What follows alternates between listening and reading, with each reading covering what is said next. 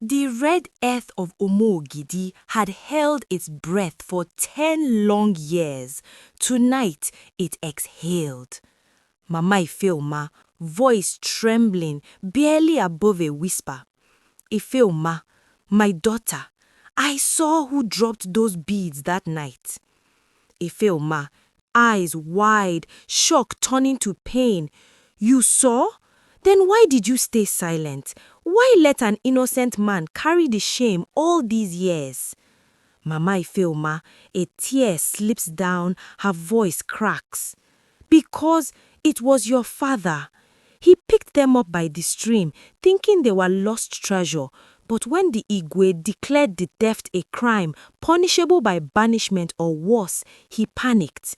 He came home shaking, told me to bury them deep in the compound. The earth will swallow them forever, he said. I obeyed, out of love, out of fear. God, forgive me. Ifeoma, voice steadying with resolve.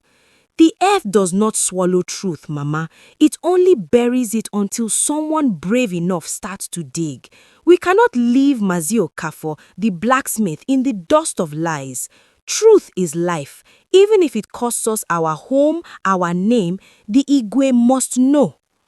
Mama Ifeoma, after a long silence, nodding slowly. You are right, my daughter. Tomorrow we go to the palace.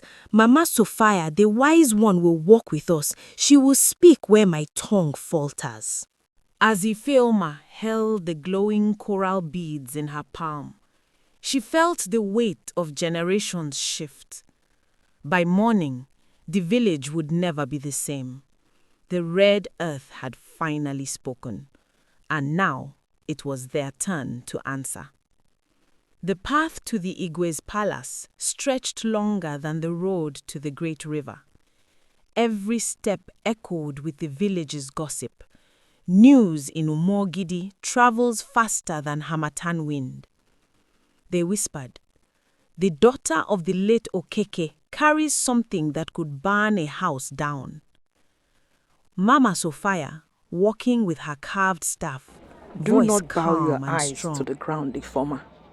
Whoever carries truth walks with head high. Today, we do not just return beads. We return a man's dignity and perhaps the soul of our land. Ifeoma, voice small but firm.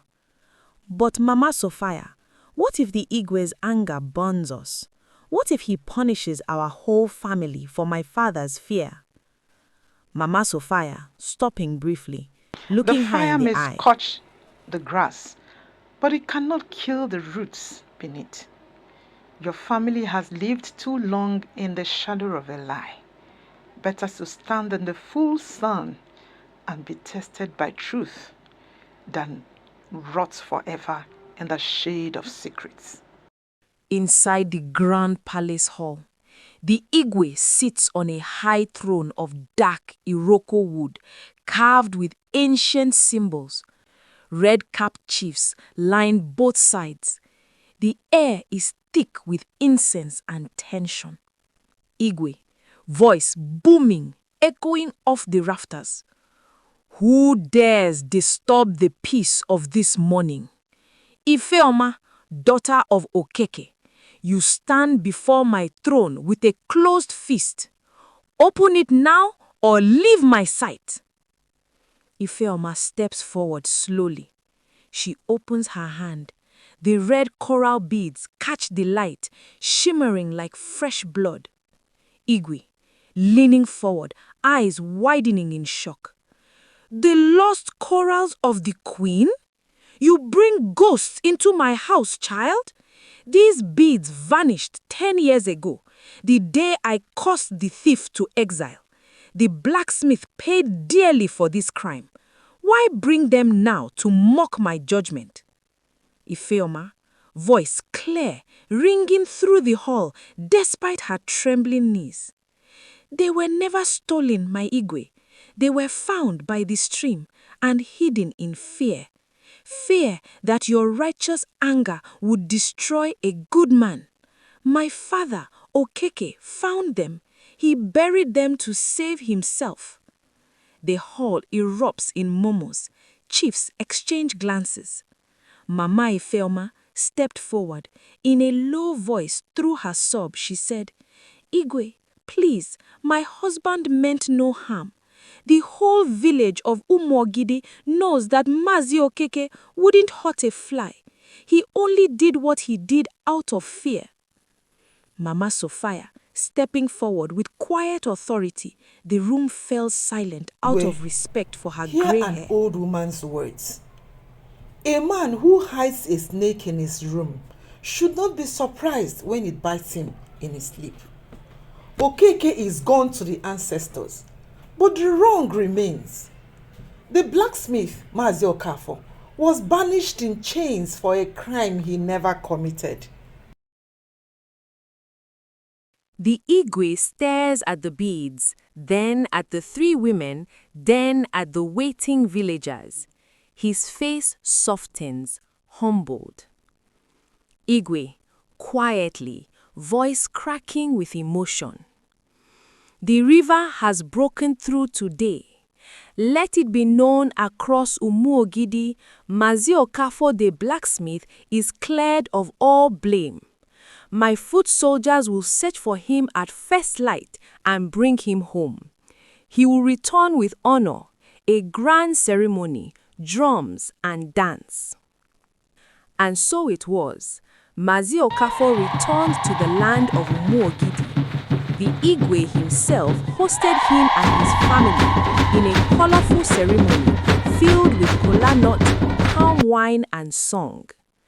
The blacksmith received 10 full bags of grain, a fertile portion of royal land to rebuild on, and the village's respect restored. Igwe, turning to Ifeoma with genuine respect. And you, young Ifeoma, it takes greater courage to repair a father's mistake than to inherit his wealth. I have heard your dream to go to school and train as a nurse.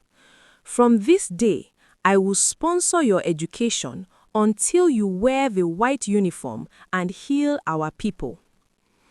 Ifeoma bows deeply, tears of relief in her eyes. The red earth had kept its secret long enough. Truth, once spoken, set everyone free. The guilty forgiven in death, the innocent redeemed in life, and a new generation given wings. My people, what a powerful end. Truth may be painful, but it heals deeper than any lie ever could. Drop in the comments. Have you ever had to choose between protecting family and doing what's right? What would you have done in Ifeoma's place? If this story touched you, smash that like button, subscribe, and turn on notifications. More village tales of wisdom, courage, and justice coming your way. Until next time, This is Mama bye. Sofaya. Wisdom is meant to heal, not to destroy. Hark now, listen to the words of the elders. My dear, when the sun is high, even the stubborn goat remembers home. A fall is not the end, my child. It is only the turning of a page. So lift your heart, Mama Sofaya says. A patient spirit sees a better day. So lift your heart, Mama Sofaya says. Oh,